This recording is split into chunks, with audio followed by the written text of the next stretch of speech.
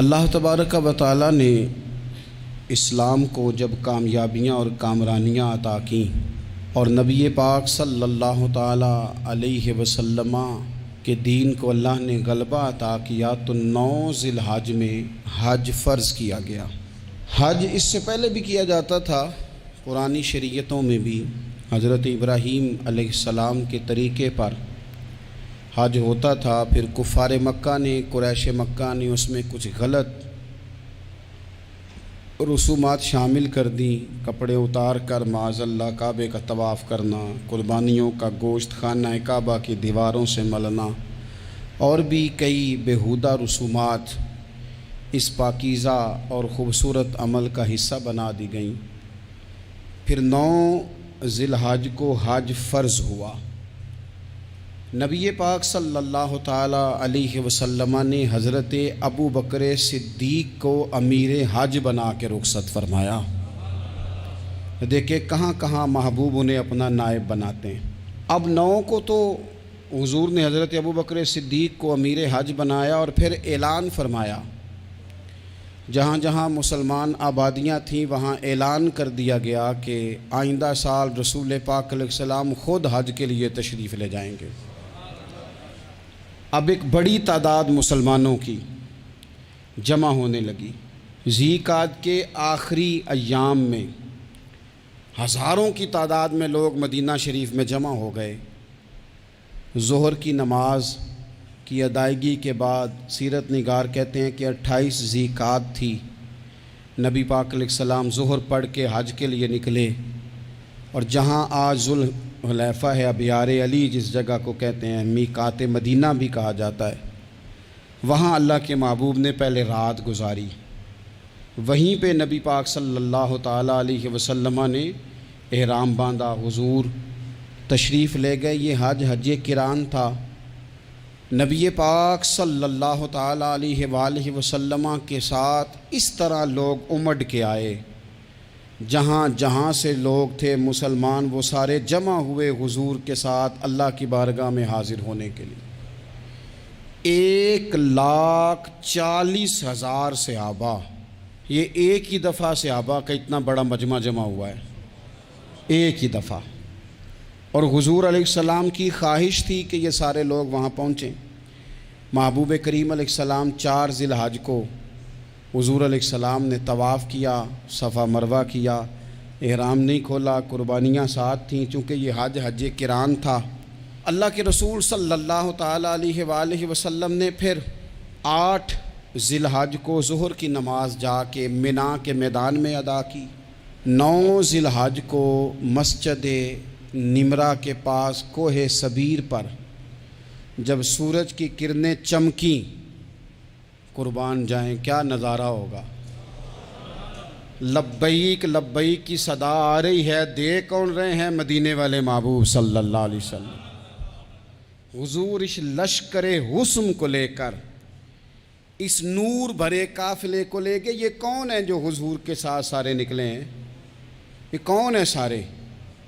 یہ وہ فیروز بخت سعادت مند لوگ ہیں کہ ان میں سے جس نے ایک دفعہ بھی ایمان کی حالت میں حضور کو دیکھا اور پھر خاتمہ بالخیر بالایمان کے ساتھ دنیا سے رخصت ہوئے، یہ وہ لوگ ہیں کہ ولی اگر 60 سال بھی سارا دن روزہ رکھے، ساری رات نفل پڑھے، ہر برائی سے بچے، لیکن پھر بھی کسی صحابی کے قدموں کی خاک تک کو نہیں پہنچ سکتا۔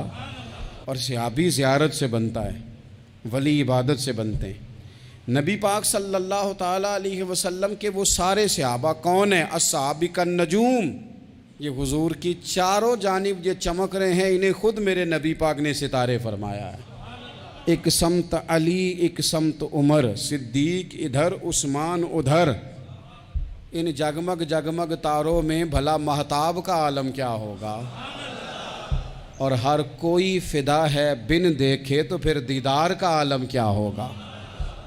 تو نبی پاک صلی اللہ علیہ وسلم نے یہ وہ موقع تھا، 9 ذی الحج میدان عرفات، حضور صلی اللہ علیہ وسلم نے ظہر کی نماز ادا فرمائی اور پھر کچھ توقف کے بعد حضور کے لیے اونٹنی پر کجاوا سجایا گیا۔ حضور اپنی کسوا نامی اونٹنی پر سوار ہوئے، میرے محبوب نے خطبہ دینے کا ارادہ فرمایا۔ رب کریم نے ارشاد فرمایا الیوم اکملت لکم دینکم، آج میں نے تمہارے لیے تمہارا دین مکمل کر دیا ہے، مکمل ہو گیا دین، اس کے بعد کوئی اور دین نہیں آئے گا۔ اس آیت نے بتا دیا کہ حضور آخری نبی ہیں، دین مکمل ہو گیا، اب کسی اور پیغمبر کی، رسول کی، دین کی، کتاب کی ضرورت باقی۔ آج میں نے تمہارے لیے تمہارا دین مکمل کر دیا۔ اور کیا خوبصورت لفظ ہیں قرآن پاک میں فرمایا وَأَتْمَمْتُ عَلَيْكُمْ نِعْمَتِي، اور آج میں نے تم پر اپنی نعمتیں تمام کر دی ہیں، نعمتیں مکمل کر دی۔ وَرَضِيتُ لَكُمُ الْإِسْلَامَ دِينًا، اور اللہ فرماتے ہیں میں نے تمہارے لیے دین اسلام کو پسند کیا ہے، یہ میری رضا ہے، یہ دین اسلام تمہارے لیے پسند کیا ہے۔ کوئی بندہ ساری زندگی مخلوق کی خدمت کرے، ساری زندگی رستوں سے کانٹے اٹھائے، ساری زندگی خیر کا کام کرے، کسی کو تکلیف نہ دے، لیکن اگر مسلمان نہیں نا، اگر کلمہ نہیں نہ پڑھتا تو اس کی ساری عمر کی خیر بھی کسی کام کی نہیں۔ اس لیے کہ رب فرماتا ہے جڑ دین اسلام ہے، جڑ ہوگی تو پھر شاخیں قبول کی جائیں گی نا، تو اگر جڑ ہی سرے سے نہیں ہے تو خیر کرنے کا معنی۔ کچھ لوگ کفار کی، مشرکین کی تعریف کرتے ہیں کہ جناب بلے بلے اتنے ویلفیئر کام ہو رہے ہیں، تو یاد رکھو سب سے ضروری جڑ ہے۔ قرآن پاک میں رب تعالیٰ نے منافقین، مشرکین اور کفار کے اعمال کی بنیاد اس طرح کی بتائی ہے کہ جس طرح پتھر پر تھوڑی گرد پڑ جائے، ذرا ہوا کا جھونکا ہے یا بارش آئے تو پتھر صاف کا صاف ہو جاتا ہے، ان کے اعمال اس طرح کے ہیں۔ اس خیر کا کیا مطلب کہ جس خیر میں ایمان ہی شامل نہیں؟ جب تک بندہ مومن نہ ہو اس کا کوئی عمل بھی اللہ کی بارگاہ میں قابل قبول نہیں ہوتا۔ یہ آیت نازل ہو گئی، فرمایا دین مکمل ہو گیا۔ او میرے بھائیو، خدا را سوچو، کوئی شے مکمل نہیں دنیا میں، کوئی شے بھی۔ کروڑوں کا مکان بنا لو پھر بھی کوئی نہ کوئی نقص نکل ہی آتا ہے، کوئی دنیا میں شے مکمل ہے ہی نہیں۔ اگر کوئی شے مکمل ہے تو وہ مدینے والے رسول کا دین مکمل ہے۔ مکمل، جب ہم کہتے ہیں نا مکمل دین تو لوگ سمجھتے ہیں تو شاید سادی سی بات ہے، یہ وہ والی بات ہے جو دنیا میں کہیں نہیں پائی جاتی۔ جب یہ آیت نازل ہوئی تھی نا تو بخاری میں موجود ہے، ایک بہت بڑا یہودیوں کا عالم حضرت عمر فاروق رضی اللہ تعالیٰ عنہ سے کہنے لگا یہ جو تم پر آیت نازل ہوئی ہے نا کہ دین مکمل ہو گیا، یہ اگر ہم پر نازل ہوتی نا تو جس دن یہ آیت نازل ہوئی ہوتی ہم نے ہر سال اسی دن کو عید بنا لینا تھا کہ دین مکمل ہو گیا۔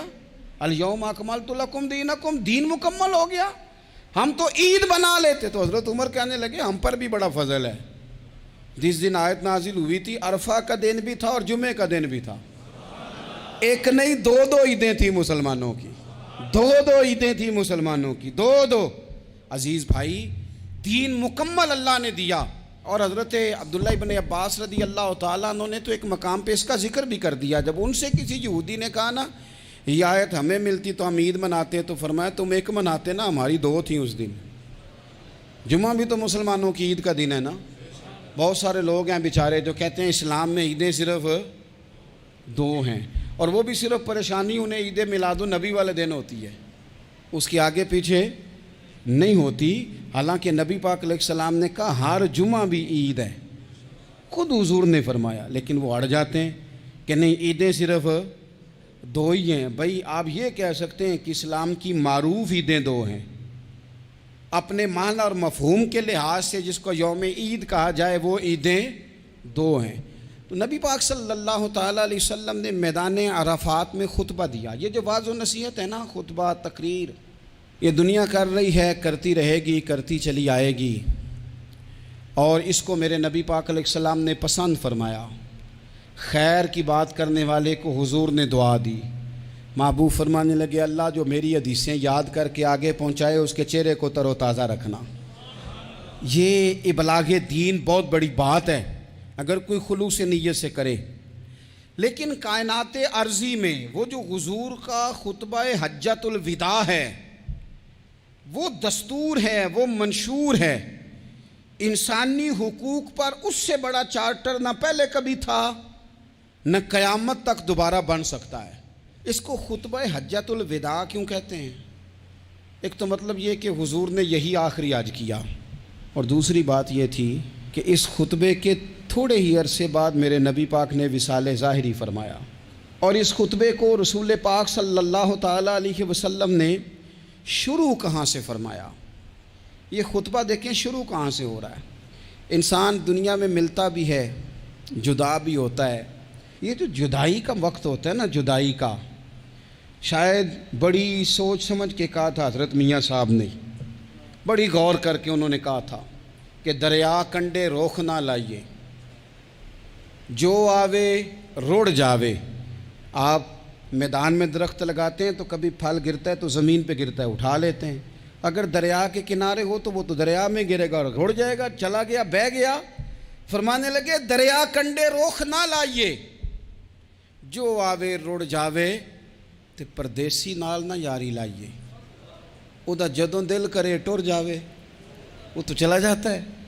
یہ خطبہ شروع کہاں سے ہو رہا ہے؟ یعنی ابھی آغاز کلام ہے، بات آگے آئے گی، آغاز کلام ہے۔ میں کہہ چکا ہوں ولی شاید عبادت کر کے بنے، تقوی اختیار کر کے بنے، ولی اللہ کی حرام کردہ ہر شے سے اجتناب کر کے بنے، وہ جس میں شبہ ہے اس سے بھی بچے تو پھر ولی بنے۔ لیکن صحابی تو حضور کی زیارت سے بنتا ہے نا، نبی پاک کی زیارت سے بنتا ہے، اور صحابہ تو وہ صحابہ تھے جن کی ہر صبح عید ہوتی تھی، خدا کا قرب حاصل تھا، نبی کی دید ہوتی تھی۔ وہ تو اس طرح کا ماحول تھا کہ نبی پاک نے فرمایا حضرت ابو ہریرہ سے یہیں بیٹھے رہتے ہو، تھوڑا ذرا کبھی کوئی کام بھی کر لیا کرو، وقفے سے ملنے سے محبت بھی بڑھتی ہے۔ تو حضرت ابو ہریرہ اٹھے اور ستون کے پیچھے سے ہو کے واپس آ گئے، فرمایا آ گئے ہو؟ عرض کی حضور دل ہی نہیں لگتا تو جائیں کہاں۔ وہ جو حضور سے آ کے کہتے تھے نا یا رسول اللہ صلی اللہ علیہ وسلم، حضرت صوبان بن مالک، حضور نے فرمایا پریشان پریشان دکھائی دیتے ہو، کہا یا رسول اللہ ایک بات پریشان کرتی ہے۔ کہا وہ کیا؟ عرض کی حضور دل بے چین ہوتا ہے تو زیارت کو آ جاتا ہوں، آج ایک عجیب خیال آیا ہے، عجیب خیال آیا ہے، اور اس نے عجیب رنگ طبیعت میں بھر دیا ہے۔ فرمایا تمہیں کیا خیال آیا؟ عرض کی یا رسول اللہ صلی اللہ علیہ وسلم آج خیال آیا ہے کہ صوبان ہے، تو حضور کا غلام ہے، جنت تو حضور کے صدقے ملے گی، لیکن یہ ہے کہ حضور تو ہوں گے نا نبیوں کے ساتھ، تجھے ملے گی پر ملے گی تو غلاموں کے محلے میں نا۔ تو دل میں خیال آیا کہ وہاں زیارت بھی ہوگی کہ نہیں؟ او جنت میرے کس کاری جتھے یار نظر نہ آوے، زیارت بھی ہوگی کہ نہیں؟ حضور کی بارگاہ میں جب حضرت صوبان نے عرض کی تو رب کریم نے فرمایا محبوب جو تیری اور تیرے رب کی اطاعت کرے نا، اولئک انعم اللہ علیہم من النبیین والصدیقین والشہداء والصالحین، فرمایا ان کو اللہ نبیوں کے، صدیقین کے، شہداء اور صالحین کے ساتھ ہی جنت میں اکٹھا فرمائے گا، وہ اکٹھے رہے۔ تو جن کو تو جنت میں بھی حضور کی زیارت کے بغیر چین نہیں تھا، ان کو حضور نے خطبہ حجۃ الوداع شروع کرتے وقت پہلا جملہ پتہ کیا کہا؟ حضور اونٹنی پہ ہیں، احرام باندھا ہوا ہے، 1,40,000 کم و بیش غلام سامنے کھڑے، عرفات کا میدان۔ محبوب فرمانے لگے پہلا جملہ، جو درد والے تھے وہ تڑپ گئے، یہ سارے درد والے تھے لیکن کچھ زیادہ مزاج شناس تھے۔ محبوب نے پہلا جملہ کہا، حضور فرمانے لگے لوگو جس طرح آج اکٹھے ہوئے ہیں شاید اس کے بعد دوبارہ ہم اکٹھے نہ ہوں۔ پہلا اعلان ہی کر دیا کہ یہ تمہارے ساتھ جو آج خطبہ ہے نا، اس میں اشارہ دے دیا کہ دوبارہ نہیں جمع ہوگے، اگلا حج نہیں کرنا، بس ختم ہوئی بات، یہ آخری پہلی بات ہی حضور نے یہ بیان کی۔ اب وہ اتنے دل نرم ہو گئے حضور کی بات سن کے، آنکھوں میں آنسو اس طرح آ گئے، طبیعت کا ملان اتنا بڑھ گیا کہ ہر ایک کا دل کشکول بن گیا، ہر طرف سے آہیں اور سسکیاں ہیں کہ حضور کے وہ جملے یوں صحابہ لے رہے تھے جب آپ سے کوئی کہہ دے کہ بھائی یہ وقت بس آخری ملاقات کا ہے، تو پھر انہوں نے وہ تو حضور کی ہر بات ہی توجہ سے سنتے تھے، پر یہاں جو انداز بن گیا وہ انوکھا بن گیا۔ فرمایا شاید دوبارہ ملاقات نہ ہو۔ پھر میرے کریم محبوب صلی اللہ تعالیٰ علیہ وسلم نے فرمایا جس طرح تمہارے لیے یہ شہر حرمت والا ہے، مکہ حرمت والا ہے نا، ایک نیکی کرو تو مکے میں 1,00,000 کا ثواب حرم مکہ میں، ایک گناہ کرو تو وہ بھی 1,00,000 لکھا جاتا ہے، حرمت والا ہے، بڑی عزت والا ہے۔ فرمایا جس طرح یہ گھر عزت والا ہے کعبہ، جس طرح یہ شہر عزت والا ہے، فرمایا جس طرح آج کا دن حرمت والا ہے، مسلمانوں میں تمہیں بتا کے جا رہا ہوں، تمہیں سمجھا رہا ہوں، اسی طرح میں نے تم سب پر ایک دوسرے کے مال اور عزت کو حرمت والا کر دیا ہے۔ اور صحابہ کو نا حضور نے پہلے یہ سبق پورا حضور نے پوچھا، یہ بھی ذرا کمال ہے، یہ بخاری مسلم کی حدیث ہے۔ حضور نے صحابہ سے پوچھا 9 ذی الحجہ ہے، جمعے کا دن ہے، ذی الحج کا مہینہ ہے، سب کو پتہ ہے، دیکھیں نا آپ جمعہ پڑھنے ہیں تو میں آپ سے کہوں کہ آج کون سا دن ہے تو آپ کہیں گے جناب جمعہ ہے، عجیب آدمی ہے جمعہ پڑھا رہے ہو، لیکن جو صحابہ کا انداز ہے وہ اور ہے۔ حضور نے پوچھا آج یہ کون سا مہینہ ہے؟ یہ ادب ہے، یہ مقام ہے، یہ وہ مقام ہے جہاں بہت سارے صرف عقل والے بندے جو ہوتے ہیں نا وہ بیچارے گرتے پھڑتے ہیں، کہتے ہیں جی بات آتی ہو تو بتانی چاہیے، یہ کیا بات ہوئی جی بندہ بولے ہی نا، یہ کیا لیکن کچھ لوگ ایسے ہیں جن کا دھارا ادب کچھ اور ہوتا ہے، انہیں ڈھیروں باتیں بھی آتی ہوں تو ہر جگہ بات کرنے کی نہیں ہوتی، سب جگہ کہانیاں سنانے کی نہیں ہوتی۔ حضور نے فرمایا کون سا مہینہ ہے؟ قربان جائیں بھیا کو زبان ہو کے کہنے لگے واللہ و رسولہ عالم، اللہ جانے اللہ کا رسول جانے، سانو تے قید سجن دا گہنا ہے، او جنج رکھے ایسا اونج رہنا ہے، ہمیں کیا پتا؟ پوچھا کسی نے، لکھا ہے صوفیاء نے، کسی نے پوچھا اوہ تمہیں پتہ نہیں، کہنے لگے چپ کر، ہمیں کیا پتا کون سا مہینہ ہے؟ تو حضور نے فرمایا آج تاریخ کون سی ہے؟ بھائی صاحب کو پتا تھا نا 9 ذی الحج کو ہی حج ہوتا ہے، کون سی تاریخ ہے؟ کہا واللہ و رسولہ عالم، اللہ جانے اللہ کا رسول جانے، قربان جائیں۔ حضور نے پوچھا دن کون سا ہے؟ سب کو پتہ ہے جمعہ ہے، کہنے لگے واللہ و رسولہ عالم، اللہ جانے اور اللہ کا، وہ صحابہ بتا کیوں نہیں رہے؟ تو اہل محبت کہتے ہیں صحابہ کا جواب یہ تھا ہمیں کوئی مہینوں سے غرض ہے، ہمیں کوئی دن سے غرض ہے، ہمیں کوئی تاریخ سے غرض ہے؟ حاجیو آؤ شہنشاہ کا روزہ دیکھو، کعبہ تو دیکھ چکے، کعبے کا بھی کعبہ دیکھو، ہمیں تو محبوب سے غرض ہے۔ مہینہ تھا ذی الحج کا، اگر حضور کہہ دیتے ذی الحج نہیں ذی قعدہ ہے تو ہم نے ذی قعدہ ہی بنا لینا تھا۔ تاریخ تھی 9، اگر حضور فرما دیتے 11 ہے تو ہم نے 11 ہی بنا لینی تھی۔ دن تھا جمعے کا، اگر حضور کہتے پیر ہے تو ہمیں کیا لگے؟ ہمیں تو محبوب کی رضا چاہیے۔ آپ دیکھیں نا ایک صحابی کے ہاتھ ذرا لمبے تھے تو حضور نے فرمایا یا ذوالیدین، او لمبے ہاتھوں والے، ان سے کوئی پوچھتا نام کیا ہے تو کہتے میرا نام ہے 2 ہاتھوں والا۔ او بھائی میرے بھی 2 ہیں، تم کیوں 2 ہاتھوں والا؟ کہنے لگے یہ نہیں مجھے پتا، مجھے نبی پاک نے کہا 2 ہاتھوں والا، تو ٹھیک ہو گئی جو حضور نے نام رکھ دیا۔ تو حضور سید عالم نے پوچھا، پھر حضور نے حرمت یاد کرائی، فرمایا یاد رکھو یہ دن بھی بڑی عزت والا ہے، جمعے کا ہے، یہ مہینہ بھی بڑی حرمت والا ہے، ذی الحج کا ہے، یہ تاریخ بھی بڑی حرمت والی ہے، لیکن فرمایا جس طرح اس دن کی، اس شہر کی، اس مہینے کی تم نے عزت کرنی ہے، اسی طرح ایک دوسرے کے مال کا، ایک دوسرے کی عزت کا تم نے پاس کرنا۔ مسلمان بھائیوں خدا را یہ حضور کہہ رہے ہیں یار، نبی پاک نے کعبہ کے سامنے کھڑے ہو کے فرمایا بیت اللہ تیری بڑی شان ہے، تیرا بڑا مرتبہ ہے، لیکن فرمایا میرے مومن کی عزت رب کی نظر میں کعبے سے بھی زیادہ ہے۔ ہم کیسے بیٹھ کے یار، ہم کیسے جرأت کرتے ہیں کسی کی پگڑی کھولنے کی کونے میں بیٹھ کے؟ ہم اپنے گھر بیٹھ کے کسی پر تبصرہ کر گئے، کسی بندہ مومن کی عزت اچھال گئے، بالکل پتہ نہیں تھا بات کا اور ہم نے کہانی بنا دی پوری کی پوری، داستان سرائی کر گئے۔ صبح سے شام تک ہماری گپ شپ کا عنوان کیا ہے؟ کسی نہ کسی کا شکوہ، کسی نہ کسی کی شکایت، یہ ہماری گپ شپ ہے۔ خدا را حضور نے تو خطبہ حجۃ الوداع میں پہلا سبق یہ دیا تھا کہ میرے جانے کے بعد ایک دوسرے کی عزت کرنا، اور اسی خطبے میں ایک جگہ پہ فرمایا یہ نہ ہو کہ میرے جانے کے بعد تم ایک دوسرے کی گردنیں مارنے لگ جاؤ، ایک دوسرے کی عزتوں کا خیال کرنا، پاس کرنا۔ مسلمانوں میرے عزیز بھائیوں بزرگوں، عزتوں کا دفاع شروع کریں، تھوڑی دیر کے لیے اپنی زبان لوگوں کے اوپر تبصرہ کرنے سے کنٹرول میں لائیں۔ کچھ چیزیں ایسی، میں مختلف شہروں میں جاتا ہوں، جس شہر میں گئے وہاں لوگوں نے یہ کہا جناب یہاں جو مولانا ہے نا، بعض لوگ یہ باتیں بڑی چسکے لے کے سنتے ہیں، یہاں جو مولانا ہے نا وہ کچھ نہیں کرتے، آپ بڑے اچھے ہیں، یہاں جو پیر صاحب ہیں وہ بڑے گڑبڑ ہیں، آپ بڑے اچھے ہیں۔ تو میں ان سے کہتا ہوں کہ میں اس لیے اچھا ہوں کہ میں تھوڑی دیر کے لیے آیا ہوں، میں نے چلے جانا ہے۔ اور دوسری بات یہ کہ مجھے آپ جتنا مرضی اچھا کہہ لیں، میں نے رخصت ہو جانا ہے 2-3 گھنٹوں کے بعد۔ یہاں جس آدمی کا آپ شکوہ کر رہے ہیں نا، آپ اس کو جنازے کے لیے خبر کریں نہ کریں، اسے پتہ چل گیا نا محلے میں جنازہ ہو گیا، تو اسے کوئی کام بھی ہوا تو اس نے کہنا یار نہیں محلے میں فوتگی ہوگی، میں نے جنازہ پڑھانا ہے، اس نے جانا نہیں۔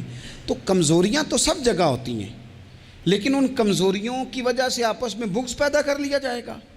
اور پھر کمال بات ہے نا کہ اپنی ساری کمزوریوں سمیت اپنے آپ سے پیار ہے، اپنے آپ سے محبت ہے، اور دوسرے کی ایک کا پتہ چل جائے تو ہمیں گھن آنے لگ جاتی۔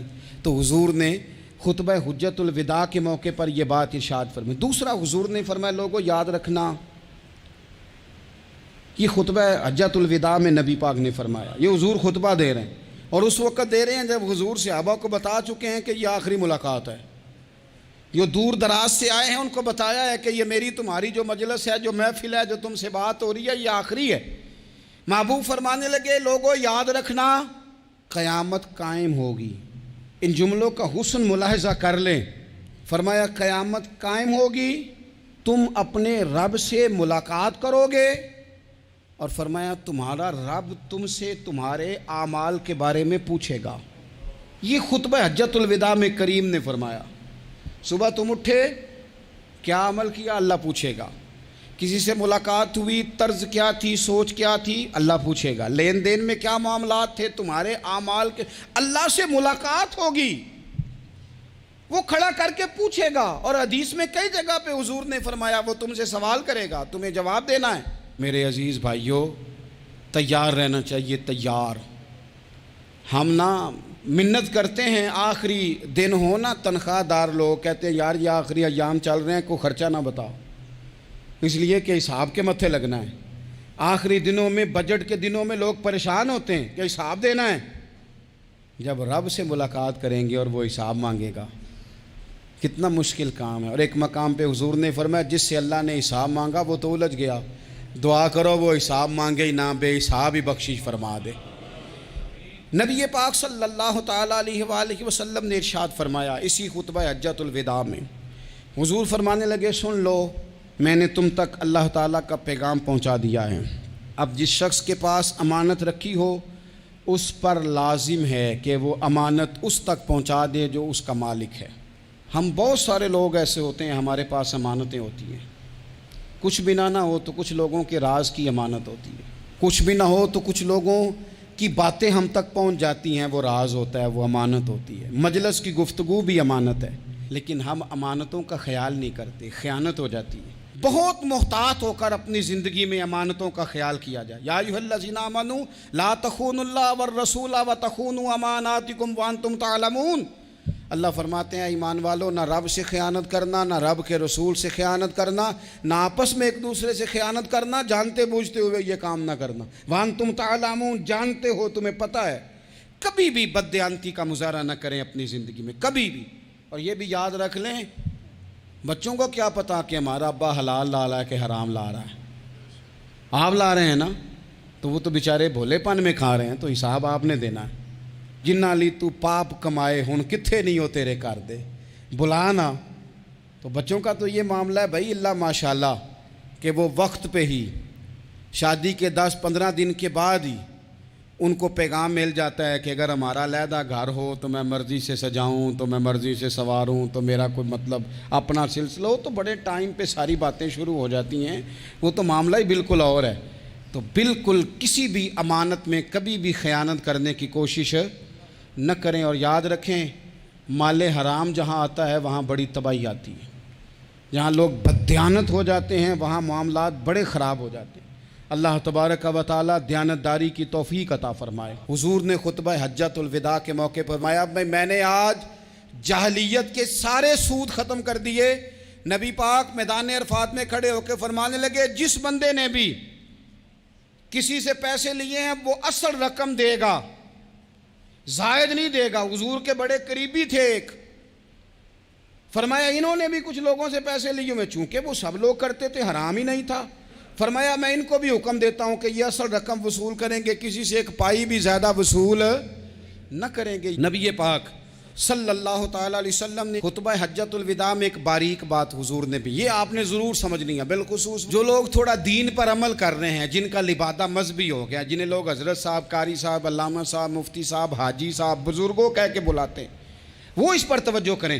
میرے نبی پاک صلی اللہ علیہ وسلم نے خطبہ حجۃ الوداع کے موقع پہ ارشاد فرمایا، لوگو شیطان اب مایوس ہو گیا ہے، وہ تم سے بتوں کی پوجا نہیں کرا سکے گا، ہاں وہ تمہیں چھوٹے چھوٹے گناہوں میں مبتلا کرے گا، وہ تم سے چھوٹے چھوٹے عیب کرائے گا، تم سمجھو گے یہ تو غلطی کوئی نہیں، فرمایا اس سے بچ کے رہنا۔ اب وہ مایوس ہو گیا، بتوں کی پوجا نہیں کرا سکتا، تمہیں اپنی پوجا نہیں کرا سکتا، لیکن چھوٹی چھوٹی غلطیاں، ایک مقام پہ فرمایا نا چھوٹا گناہ ہونا تو مومن اسے پہاڑ سمجھتا ہے، اتنا بڑا ہو گیا، اور منافق کہتا ہے یہ تو کچھ بھی نہیں۔ تو اپنی زندگی کے اندر چھوٹی چھوٹی کوتاہیاں، حضرت سعدی فرمایا کرتے تھے سیلاب اچانک نہیں آتے، پہلے چھوٹا سا سوراخ ہوتا ہے دریا کے کنارے میں، اسے بند نہ کیا جائے پھر بڑا ہو جاتا ہے، پھر وہ ٹائم آتا ہے کہ بند ٹوٹ جاتا ہے، بستیاں ڈوب جاتی ہیں۔ پہلے چھوٹا گناہ انسان کرتا ہے، چھوٹا، پھر اس سے آگے بڑھتا جاتا ہے اور بڑی بڑی غلطیاں ہوتی ہیں۔